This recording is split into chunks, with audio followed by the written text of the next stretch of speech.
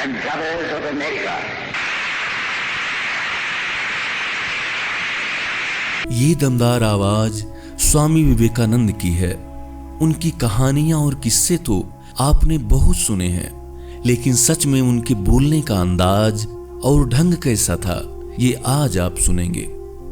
11 सितंबर 1893 को शिकागो में विश्व धर्म संसद में विवेकानंद जी ने ऐसा भाषण दिया जिसे सुनकर वहां मौजूद तमाम लोग मंत्रमुग्ध हो गए। भाषण की हर एक पंक्ति पूरी होने के साथ ही पूरा हॉल तालियों की गड़गड़ाहट से गूंज उठता था। उस ऐतिहासिक भाषण की एक एक लाइन आपको सुनाएंगे और आपको ये भी बताएंगे कि कैसे गेरुआ वस्त्र पहने भारत के एक योगी ने अपने व्यक्तित्व और ओजपूर्ण वाणी से अमेरिका ही नहीं पूरी दुनिया में भारतीय संस्कृति और संस्कारों की छाप छोड़ दी थी। वीडियो पसंद आए तो प्लीज इसे लाइक और शेयर जरूर करें। चैनल पर नए हैं तो इसे सब्सक्राइब कर बेल आइकन जरूर प्रेस कर लें, जिससे आगे भी आप हमसे जुड़े रहें। मित्रों, शिकागो विश्व धर्म संसद में उस दिन मंच संचालक ने जैसे ही विवेकानंद जी को स्पीच के लिए बुलाया, वहां मौजूद तमाम लोगों ने जोरदार तालियों के साथ उनका अभिवादन किया। Ladies and gentlemen, welcome to the afternoon session of the opening day today, the 11th of September, 1893. We now introduce you to Swami Vivekananda from India and request him to address us. Swami Vivekananda. उन्होंने श्रोताओं को America के बहनों और भाइयों कहकर संबोधित किया।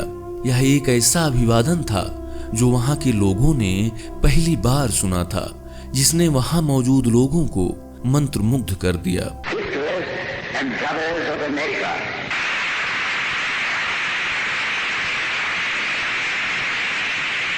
It fills my heart with joy unspeakable to rise in response to the warm and cordial welcome which you have given us. Vivekananda ji ने इस बात पर जोर दिया कि सभी धर्म ईश्वर तक पहुंचने के मार्ग हैं और उनका सम्मान किया जाना चाहिए। उन्होंने धार्मिक असहिष्णुता और उसके हानिकारक परिणामों की निंदा की। I thank you in the name of the most ancient order of monks in the world. I thank you in the name of the mother of religions. And I thank you in the name of the millions and millions of Hindu people of all classes and sects. My thanks also to some of the speakers on this platform who, referring to the delegates from the Orient, have told you that these men from far-off nations may well claim the honor of bearing to different lands the idea of toleration. पहली बार किसी विश्व मंच पर खुलकर उन्होंने कहा था कि मुझे ऐसे धर्म से संबंध रखने पर गर्व है जिसने दुनिया को सहिष्णुता और सार्वभौमिक स्वीकृति दोनों सिखाई है। I am proud to belong to a religion which has taught the world both tolerance and universal acceptance. We believe not only in universal toleration, but we accept all religions as true. I am proud to belong to a nation which has sheltered the persecuted and the refugees of all religions and all nations of the earth. विश्व धर्म संसद में विवेकानंद जी का भाषण मात्र एक भाषण नहीं था, बल्कि उनके द्वारा कही गई बातों को समावेशिता और विभिन्न धर्मों के सद्भाव के संदेश के लिए याद किया जाता है। I am proud to tell you that we have gathered in our bosom the purest remnant of the Israelites who came to southern India and took refuge with us in the very year in which their holy temple was shattered to pieces by Roman tyranny. उन्होंने एक ऐसे विश्व की वकालत की जहां विभिन्न धर्मों के लोग शांतिपूर्वक सह अस्तित्व में रह सकें। उन्होंने आध्यात्मिकता को समाज सेवा से जोड़ा और लोगों की आध्यात्मिक भलाई के साथ साथ उनकी दैनिक जरूरतों को भी पूरा करने की आवश्यकता पर जोर दिया। I am proud to belong to the religion which has sheltered and is still fostering the remnant of the grand Zoroastrian nation.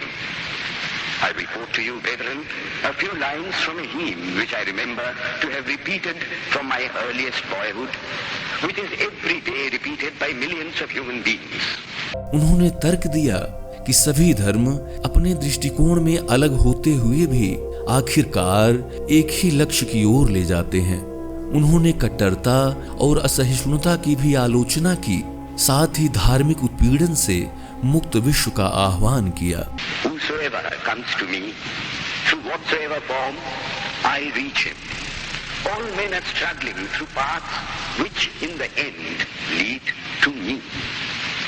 Sectarianism, bigotry, and its horrible descendant, fanaticism, have long possessed this beautiful earth. मित्रों, अब ये video यहीं खत्म कर रहे हैं, लेकिन चलते चलते कमेंट बॉक्स में जय हिंद जरूर लिखें। मिलेंगे एक और वीडियो के साथ, तब तक के लिए नमस्कार, जय Hind. The present convention, which is one of the most august assemblies ever held, is in itself a vindication, a declaration to the world of the wonderful doctrine preached in the Gita.